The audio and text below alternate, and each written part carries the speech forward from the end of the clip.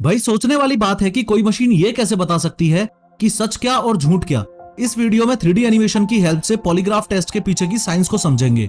Lie detector test को ही polygraph test बोला जाता है।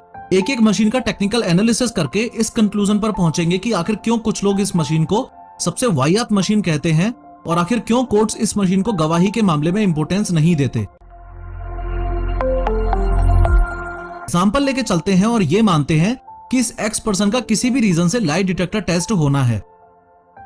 तो लाई डिटेक्टर टेस्ट के लिए इस एक्स पर्सन को सबसे पहले इस रूम में लाया जाएगा, जिसमें पहले से ही फोरेंसिक साइकोफिजियोलॉजिस्ट या आसान भाषा में कहूं तो ये डॉक्टर प्रेजेंट होगा।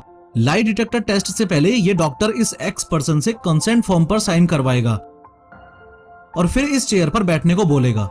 इस एक्स पर्सन और डॉक्टर के अलावा इस रूम में टोटल 8 ऐसी डिवाइसेस होंगी जो एक सक्सेसफुल लाई डिटेक्टर टेस्ट के लिए मैंडेटरी हैं। सबसे पहला डिवाइस है ये गैल्वेनोग्राफ, जो कि इस एक्स पर्सन के राइट हैंड की इंडेक्स और रिंग फिंगर में लगता है। दूसरा इंपॉर्टेंट डिवाइस है ये न्यूमोग्राफ, जो कि अपर चेस्ट और अपर एब्डोमिनल पर लगता है। तीसरा इंपॉर्टेंट डिवाइस है ये कार्डियोसिग्मोग्राफ, जो कि लेफ्ट अपर आर्म पर लगता है।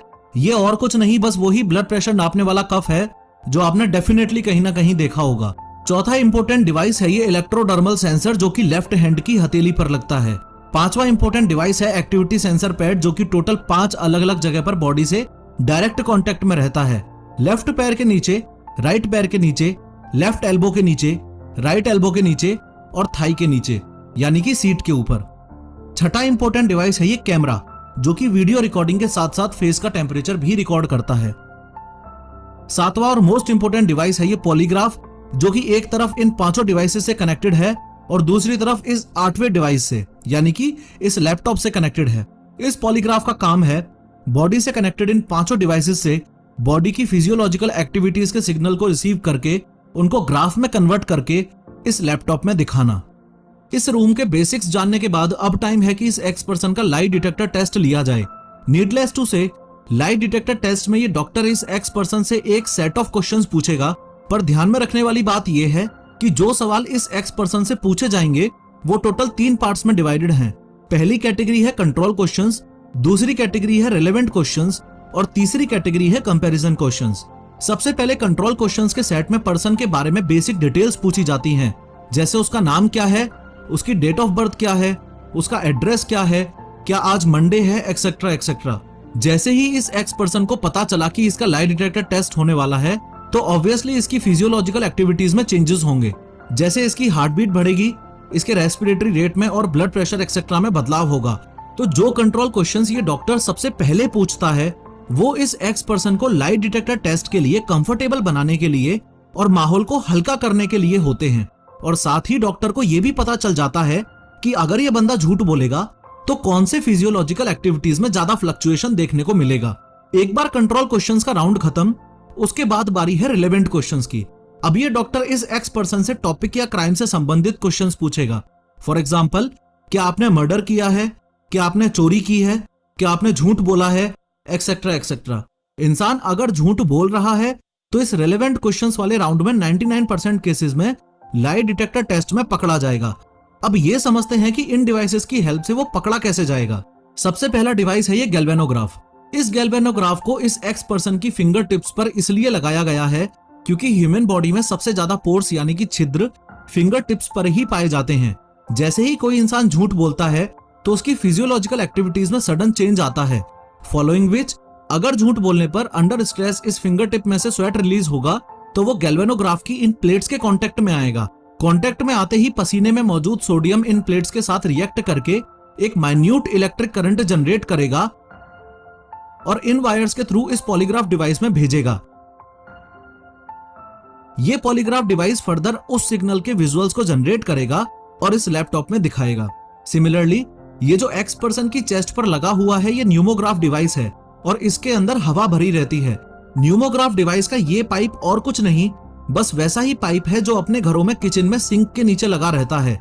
जैसे ही ये एक्स पर्सन झूठ बोलेगा तो इसकी सांस लेने की स्पीड कम या ज्यादा होगी, जिससे इस पाइप में एयर प्रेशर में बदलाव होगा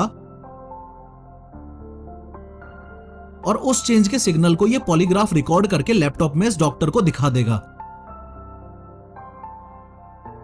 लेफ्ट हैंड की हथेली पर लगे ये डिवाइसेस जो आप देख रहे हो ये हाईली इंपॉर्टेंट डिवाइसेस हैं और इनको ही इलेक्ट्रोडर्मल सेंसर्स बोला जाता है।